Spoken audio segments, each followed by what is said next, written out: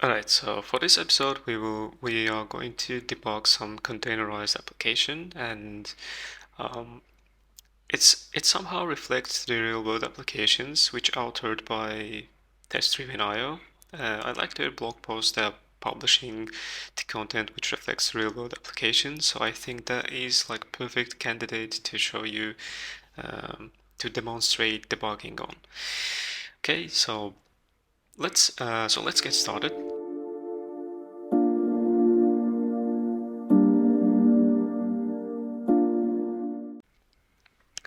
So I will clone that GitHub repository which FastAPI CRUD async. Like that is a project with FastAPI and Postgres database, which applies some CRUD operations. So let's open a new terminal, and I will git clone it very quickly. And yeah, I just realized I have to go inside it. Or am I already? Oh, okay, there are multiple stuff. Okay. Whatever, let's go inside it. Code, and here we go. So the first thing we can start with is taking a look to the Docker Compose file. So what we have here, web and DB services. Web is actual fast API and the DB is Postgres, containerized, both of them. So now let's try to run the Docker Compose to make these containers up and running. So Docker Compose up in detach mode. Cool, both of them are up. So I run this. I already run these containers before that video. That's why it took me very short. But for you, it can take a while if you want to like test it alongside with me. Cool. So now let's see which port on FastAPI is running. The internal port is 8000, but external one is 8002. Let's go, and 8002. And there we go. Okay, just let's go to main path without dogs, detail not found, because there is no handler for the main path, but for dogs, by default FastAPI has Swagger documentation. Cool, so let's try a few more things here, for example, ping pong. So yeah, the logic is working behind. And that's it. So we have this application and we want to debug it, and how we are going to do it, because it has some database dependency on that. Okay, so let's first start with creating a launch.json as usual. Python and FastAPI. Create. Cool. Save, and now let's try to run it. So no module uvicorn, and that is because we didn't download any package for this project. You see, we have requirements.txt, and inside it we have some modules, but we didn't download anything. It's downloaded inside the Docker container. You see, it's building the Docker file here, and it's downloading all the requirements inside image. But since we are trying to run the FastAPI separately, we need to handle all these installations manually by ourselves. So let's create a virtual environment to isolate all these modules from our local machine, and then I forgot. Then then download the requirements. Okay, the requirements are inside src folder. Okay, let's go inside src and pip install. Oh, sorry, I just forgot to activate the virtual environment. Let's do it quickly. It's activated, and install requirements. Okay, so once everything is installed, it should work. Let's try one more time. No module named uvicorn, and okay, and that is because we need to change the interpreter inside VS Code to point the interpreter that is inside our virtual env, because we downloaded like literally everything here. Let's go just any Python file to make this appear here. Okay, so currently it's pointing to my local machine, but I need to change it to inside of venv. Let's go back to launch.json and try one more time. Cool, we have something.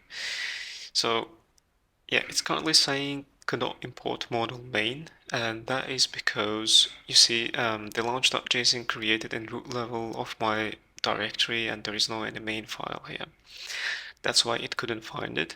So the main.py locates inside src and app. So let's just refactor where it needs to run it from. src app main, and run again. Cool. So the fast API started, but we have some errors again. No module named app. And yeah, and it's again related to Python interpreter. It's looking to our current like directory and can't see any app directory here. It's inside src. So and let's go, for example, to code. You see, we are trying to import from app.api, not from src app.api. So we need to change it. And we can achieve it using adding a new environment variable, which is named Python path. Oh, sorry, there's a typo. Python path. And that is going to be our workspace folder, the current directory I'm in, and inside src. Let's is that everything? Okay, cool. So please do not confuse this one Python path. It will be applied to the Python, and in now interpreter will take a look to the directory that I provided it. So this Python path is not like special environment variable for VS Code. It's for Python. The environment variable for VS Codes is have like special syntax like this one, $, curly braces, and the name, which in that case workspace folder means the current directory I am in, or not I am in, but the current directory that launch.json or .vs Code created. Yeah, probably that would be the right way to say it. The current directory .vs Code directory is created. Wait, let's fix that syntax issues and run again. Okay, so that error is gone. Now interpreter can look to the right path to import our stuff. But we have another issue which is related to... Okay, that issue is related with some other environment variable. Let's go back to Docker Compose, and you can see that inside a web service, which is Fast API, environment variable defined here, database URL, which is actual host, like not host but database URL for Postgres, and it's probably used here, right? Okay, so in fact, let's put some breakpoint because our debug is running, but we have some internal application. We have some internal application errors. Let's run it. Okay, so we stopped the code execution on that line, and let's go one step over. It's none. See, it's none. Okay, stop it. Let's go back to launch.json and add another environment variable, which is going to be database URL. And let's see, what was it from Docker Compose? This one. Now let's go back launch.json, paste it, and save. Cool. Let's run one more time. Okay, now it should be there. Yes, it is. Okay, so we can remove that breakpoint and continue.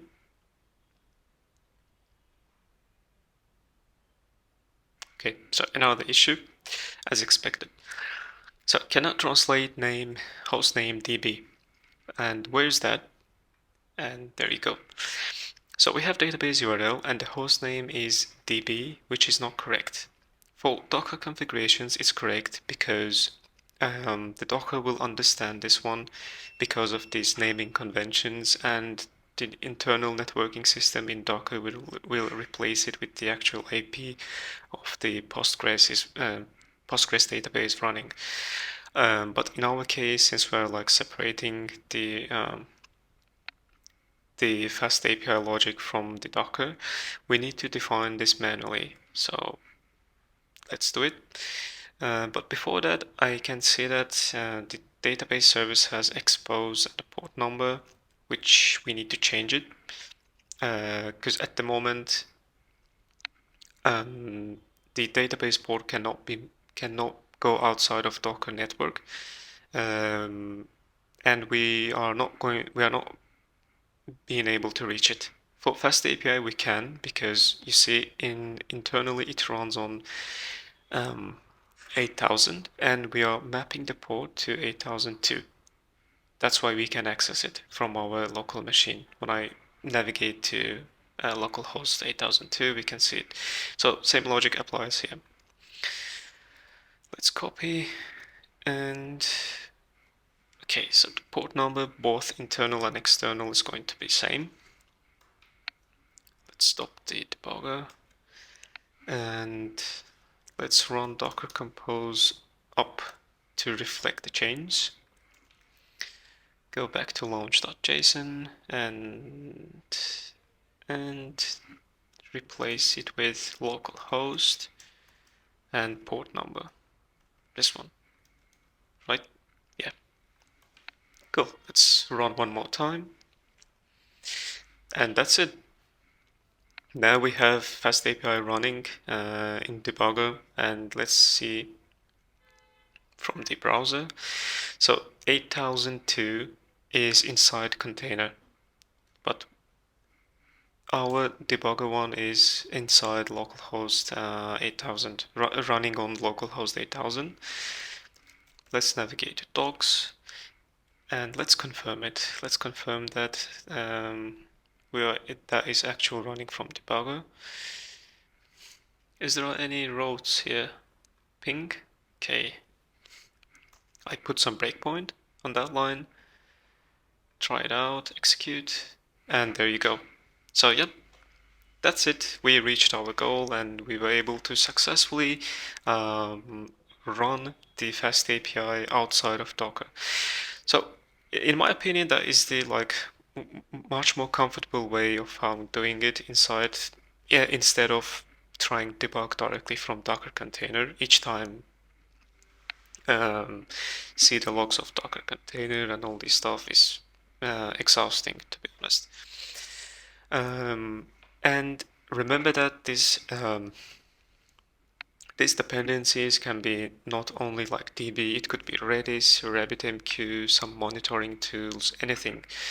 So that's why you first need to take a look to your core service to see which services that your core service depends on. Is it maybe database, Redis, RabbitMQ, but it's not depend on monitoring tools. So you need to have to run the MedEntries dependencies inside Docker and map their ports outside of Docker network so you can connect it from your core app. And then you have to do some manual change, as I did. For this project, you need to change some environment variables, you need to change some host names to make all these connections, and that's it basically. You have everything, all your dependencies running on Docker, but your main logic inside debugger, and you can do whatever you want, analyze the code, and see the process behind the scenes. Cool. So thanks for watching. That was all. Hope you learned something and see you in the next video.